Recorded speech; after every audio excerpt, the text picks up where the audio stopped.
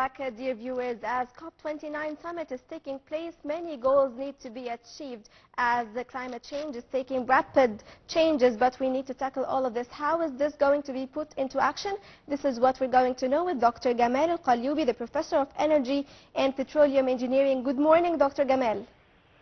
Good morning. It is my absolute pleasure interviewing you in the Breakfast Show. First of all, my question is, how do you see the COP29 summit? What is its importance and what messages is it sending to the whole world? Well, the COP29 is coming in a different conditions, and very specifically that now the world is suffered from a lot of negative side effects of the weather, and it's dedicated specifically for increasing the temperature, which reflected in everything in a condition. And that time, COP29 coming with focusing on together to move to the green world. And the green world topics, which has a lot of conditions.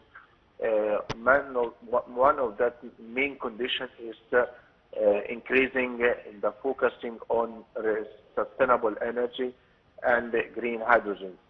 The second thing for that COP is very concentrated on the budgetary of the collected and the collected money which need to deliver for improving the negative effects of the weather, specifically for dedicated areas in Middle East, Africa, and north of Asia.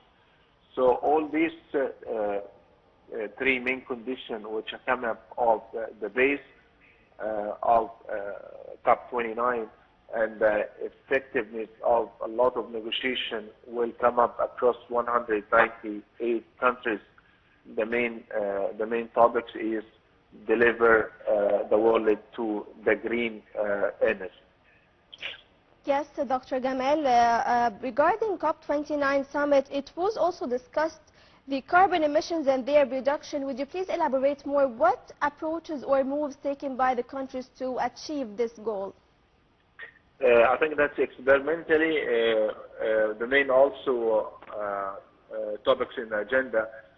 How that the country has very good experiences to deliver the transition of reducing the carbon dioxide emissions, and also how that countries effectively can deliver a good message and good experiences to handle that one by another countries. The second thing also, it's a part of decarbonization, because you know well that there is also now industry come up in the future how they can tackling the carbon liquefied and they try to repump it inside the earth.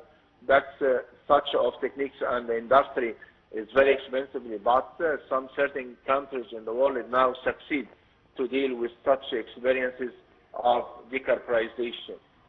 Also, the third part is related to how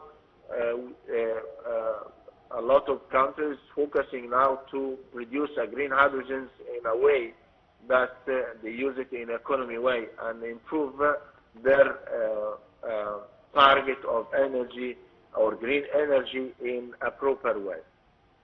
Yes, Dr. Gamal, but also after the failure of developed countries to fulfill their previous pledge to provide $100 billion annually to developing countries to help adapt to the effects of climate change, what is the alternative? How can we tackle the rapid climate changes with the failure of these countries to achieve their goal? Honestly, there is no target for that one, because if you deliver back what they agreed and what kind of conclusion agreed for both COP27 in Cairo and COP28, which happened in Emirates, you will find that all the obstacles is come up from where they can bring the budget and the money to focusing on the target and improving their solution, which had been discussed, and a lot of suggestions, a lot of assumptions, a lot also of recommendations. So all that such condition cannot be lead or fulfill the requirements for the future unless there is a supplying or a supplier to deliver the money. And we don't believe very much that a lot of countries have very positively role, like the portion of Europe countries, the portion also of Arab countries, the portion of African countries. So all that such activities of all that inclusively three classification of areas which can help to improve and support the targets of COP29 to reach to a solution for the budget and how we can build the collection money they're looking for. Yes, Dr. Gamal, thank you for raising this very important point, and this brings me to ask you, how can the private sector and their contribution in the process would enhance or facilitate more outcomes of COP29 summit, or in general facilitates the achievement of the goals to tackle rapid climate change? Well, it's a good question for that one. You know, well, that 60% of the total inclusively in the world had been focused on the private section investment. So now how we can encourage, that's the main target in COP29, that how they can now to use the experiences of the private section, specifically for very culture countries. They have a very good approach, experimentally applied such different kind of sustainable energy, and how the effectiveness of the private section to improve and develop that part in their own activities. For that reason, there is a lot of discussion around tables. Also, there is a lot of papers. Also, there is a lot of countries will deliver their experiences through the private section, and how the private section leads the development in their countries, and how they add value to improve the sustainable energies, the going of that economy to be green economy. Also, how the private section facilitates the budget to hold a mega project in these countries, and how it succeeds. Of course, Dr. Gamal. Also, it is very important to ask about the possible departure of U.S. from Paris Agreement. In your point of view, how can this affect the outcomes of COP29 summit? I think that you highlighted now a very significant point, and the fears, a lot of fears regarding the behavior of the United States, which happened in weather agreement in Paris 2015.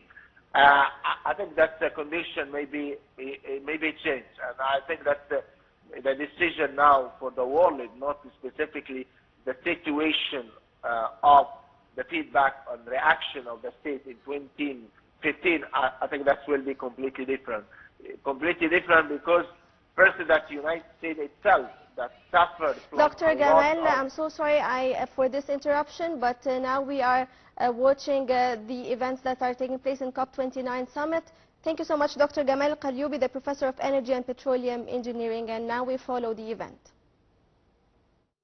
Of our active role on